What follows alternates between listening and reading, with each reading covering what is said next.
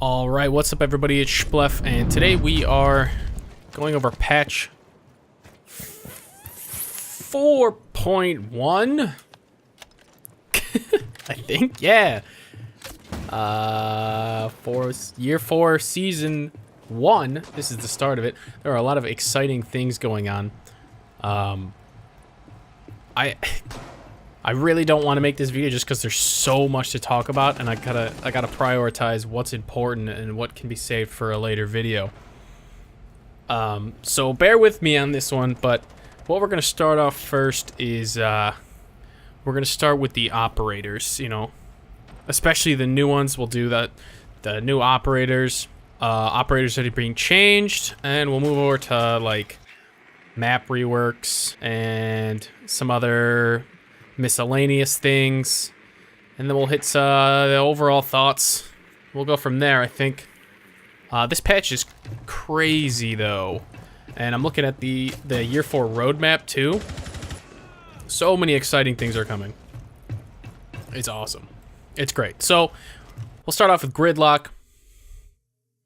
She is a 3 armor, 1 speed operator, the thickest character out there. Bigger than Maestro. Crazy, right? She's like 102 kilograms or something. She's a big girl. But she has a gadget called the Track Stinger, which essentially you throw it down. It's kind of like a lesion for attackers. So it's going to prevent, instead of preventing pushes, it's going to prevent flanks. And what they kind of did here is, it's like, oh, Australia, everything's upside down. So they kind of switched it. And they were like, well, the attacker is going to become the defender, and the defender is going to become the attacker. It's really weird, but it's called the Track Stinger, and I was a little confused at first about this one, but she throws it down, and it like frog leaps to other areas and creates more. Honestly, it kind of looks stupid. Her primary weapons are the F90 and the M249 Saw, and then her secondary weapons are going to be the Super Shorty Shotgun, which is way better than Mira's shotgun, and the SDP 9mm. She has 2 secondary gadgets, her breach charge and her smoke grenade, and, you know, I guess her biggest counter is bullets. And explosives, I guess. I don't think she's gonna be all that good. She'll be good only for flanks, like preventing flanks. And she's gonna have a lot of control over the early portion of the rounds, but not so much the late portion, especially if she uses them both, or however many she gets. It doesn't say how many she gets. I'd have to double check that. So, in a situation, you know, you're pushing the objective, blah blah blah. She throws it on the stairs. Great, that's fantastic. But in the year 4 kind of teaser video, they talked about her, not teaser, in the year 4 video, they talked about her throwing the gadget like into the objective or something and just being a nuisance. If you're paying attention, you just shoot them out right away, and then they're useless. So late game, Gridlock will be just another operator with a gun. Our early game, she'll actually be really important. So I guess when you're fitting her on your team, you just want to see how, like, do you want to take control like early game, or do you want to have that late game push strength? That just depends, like, how you want to fit that into your team. She seems okay. Then we'll move on to Mozzie. He's the second new operator. He's got 2 armor, so 2 speed, I'm imagining. His gadget is called the Pest Launcher, and what he does is he has a little crossbow, and he shoots a little bolt or something. It's like a little spider thing. Like, you shoot the little thing, and it's got a little radius, like the kite radius on his electro claws. And if the drone is in the radius, it like latches onto them, and then that drone becomes yours. And these drones have a blue light instead of a red one, so that the attackers know that the drone is hacked. His primary weapons are the P10 Roni. I like to call it the Pizza Roni. There's no way if that's actually a gun, there's no way that they weren't thinking of pizza when they made this weapon. And then the Commando 9, which I love the Commando. It's such a cool weapon, so I'm really excited about that. His secondary weapons are the super shorty shotgun and the SDP 9mm, same as Gridlock. His secondary gadgets are barbed wire and nitro cell. His counters are Thatcher and IQ. And then Dokebi can also hack the feed of the drones. Makes sense. I think Mozzie is actually going to be really good. Because I believe he has 2 of his little hacking things of his pest launcher. What really it comes down to is if it, in the little camera options, does the icon for that drone disappear, or is it like X'd out and like when you go over it it says hacked or something? We'll just have to see about that. But I think he's going to be really useful for preventing any sort of rotations by the defenders or gaining intel. And I know when you're defending, intel's very important. That's why Mira is super popular. Like, not only is her kit good, but she gathers a lot of intel. That's why a lot of, like, the pro leagues, they use her a lot. Or a lot of people, that's why she's popular, because you gain so much intel. You can see through walls, essentially. You know, not actually, but, well, you know, actually you can. So she gains all that information, and I think Mozzie's going to be popular and important because he gains so much information, as long as he keeps the drones alive. And especially if you can hack the Twitch drone, like you could theoretically, now if this is the case, I don't know if Twitch drones prevent plants. I don't know if anyone's tested that out before. I have no idea. So if it can, that means Mozzie can just stay alive, hide somewhere else if he has the Twitch drone hacked, and then just shoot the people that try to plant it. That seems pretty good. And he'll be able to create so much vision for the defending team. Like, I think he's going to be really good. Plus, the Commando 9 is really fucking cool, so he's got that going for him. So those are the 2 new operators. They're both Australian, so you kind of see what I'm saying about the whole, like, attacking is switched and defending is switched, because the attacker's putting the traps down, and now the defender's kind of becoming an attacker with the drones. It's a funny little joke, ha ha ha ha ha. Very good, Ubisoft, you did a great job. We're gonna move on to the operator changes. Now, these aren't all coming in this patch. I want to make that very clear. So, Lion and Glaz are not coming out. These changes are not coming out for this patch. They will be coming out in, it says, the first half of year 4. The changes that are coming out in this patch are going to be Mute.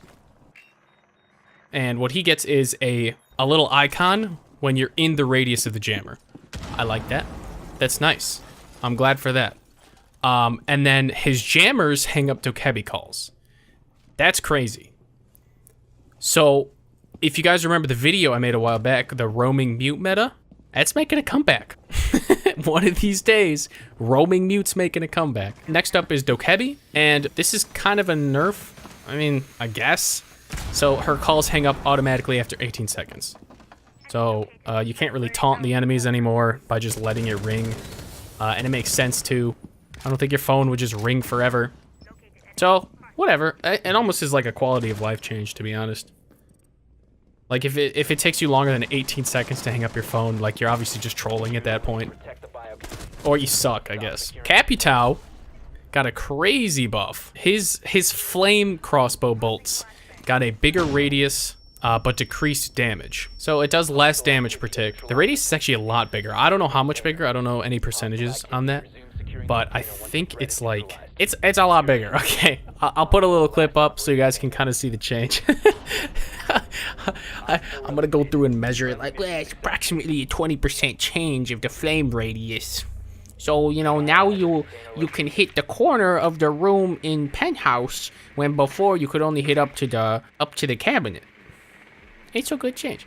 But yeah, and then this is another one that was crazy. So Ash got her ACOG removed from her R4C. So what are the implications of this? Well, it's either people still say fuck you the G36 and just slap the holographic on, which might happen, but for those that like the ACOG will make the switch to the G36. But I think the R4C is much better.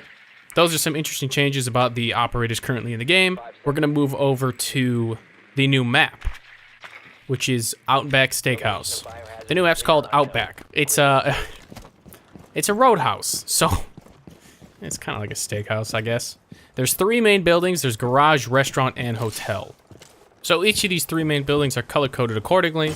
The garage is blue, the restaurant is green, and the hotel is color-coded as yellow. There's 3 spawn points: storage yard, fuel pump, and camping. I don't know whatever the fuck those are. They didn't even really talk about them in the video. And there's 4 bomb sites. There's the laundry and games room, which is on the 2nd floor, the office party room on the 2nd floor, nature bush ranger on the 1st floor, compressor room and gear store on the 1st floor. 90% of the floor is destructible. That's going to be really interesting. I don't know how that's going to affect the 1st floor defense rooms. We'll see, though. There's 4 staircases in total. Now, this allows for easy rotation. I'm reading straight off the patch notes right now. And, you know, this makes it a little bit harder for Gridlock. But on the other maps where there's not 4 fucking staircases, I don't know. She might be much better on those ones. After watching this video, they momentarily showed it. It's a pretty map, I'll say that. And it's nice that each thing is color-coded. I just don't know. I've read that they kind of took inspiration from, I believe, Clubhouse and Oregon, which are great maps. Love those maps. So I have high hopes for this map. Hopefully they finally nailed one. The last good one was Villa, and that one's only okay. There's a few important things that are coming in this next patch, I believe, also. So we'll move on to kind of the miscellaneous stuff, and I'll just kind of talk about a bunch of random shit. They're adding, they're doing changes to breach deploy, and I believe you put it down faster, and the way the damage work is it's more of the damage is on the other side to the wall. So it's not gonna like blow the floor open below you or something. I guess they just made it more like a breach charge, which it makes sense to me. I'll put a little image up for you guys so you can see the damage changes to that one. And then they added some lean spam changes. And what this basically does, I believe, they did a little showcase on it. So when you lean, your character kind of like moves a lot, his head back and forth. And what they did is they reduced the amount that you lean in 3rd person only. So when you're looking at a character leaning, they only move their head slightly, but I believe when you're actually leaning in 1st person, it's still going to be the same amount. That's a great fix. That prevents the, you know, lean spam. That's nice. That's very good. I'm glad they did something like that. They're also going to be adding some playlist changes. They're adding a newcomer playlist where only up to level 50 you can play it. It's bomb only. There's only 3 maps, and you choose your attacking spawn point. And I believe it's the same, all the same settings as normal casual. They're also moving casual up. They're bringing the timer down to 330 instead of 4. You can pick your spawn points, and then ranked is, I believe, coming out of beta. That's really exciting. What they're doing is they're taking all of those settings from the temporary playlist they added, and they're just inserting it into ranked. They're also adding a new rank. I believe it's going to be like master or something. They call it top players right now, but if they honestly fucking call that, this is going to be so dumb. What rank are you? Top player! Woo! That's so stupid. They're adding black hollow sights, which is really cool. I'm a big fan of that. Love that stuff. But yeah, a lot of things going on. Let's see. Lion's getting a rework. Glaz is getting a rework. So, like, when he aims down his sights, the heat vision is only when he's standing still. It's pretty much fucking useless now. I don't know. I don't know if it's like a timer, so, like, as soon as you stand still, it's still heated up. Or, like, as soon as you start moving, it goes away. I'm not sure how that's going to work. If there's any delay, he's useless. Because then he has to stop and he's just going to get headshotted. They're changing the deployable shield so you can see through it. It's kind of like Mira, and it's going to be really big, so it's going to block doorways completely. Some cool changes, some very cool changes. I'm really excited about this upcoming year, I guess. This next patch is going to be good. There's a lot of cool things, but this year 4 roadmap seems really promising. Hopefully they can stick to it and make everything come true, make everything come to fruition.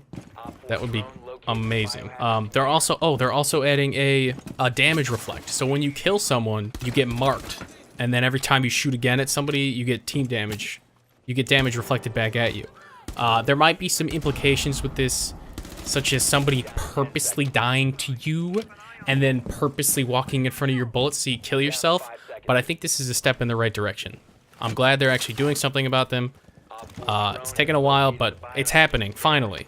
They're also going to be eventually adding a forgive option, and then they're also going to be adding rewards for positive behavior. I'm really, really interested in the newcomer playlist, because there's a strong possibility that people are just going to smurf and just clap everyone in the newcomer playlist. So I want to know how they're going to combat that, because it's going to be bad. Because all the newcomers are going to be like, oh, newcomer playlist, let's hop into that. And then some smurf is just going to swamp, it's going to fucking wipe the floor with them. And they're going to quit. Like, at least casual, you kind of, it's a hit or a miss whether you get noobs. But now newcomer playlist, you know you're going to get noobs. So, I don't know. Maybe because casual's better. I don't know.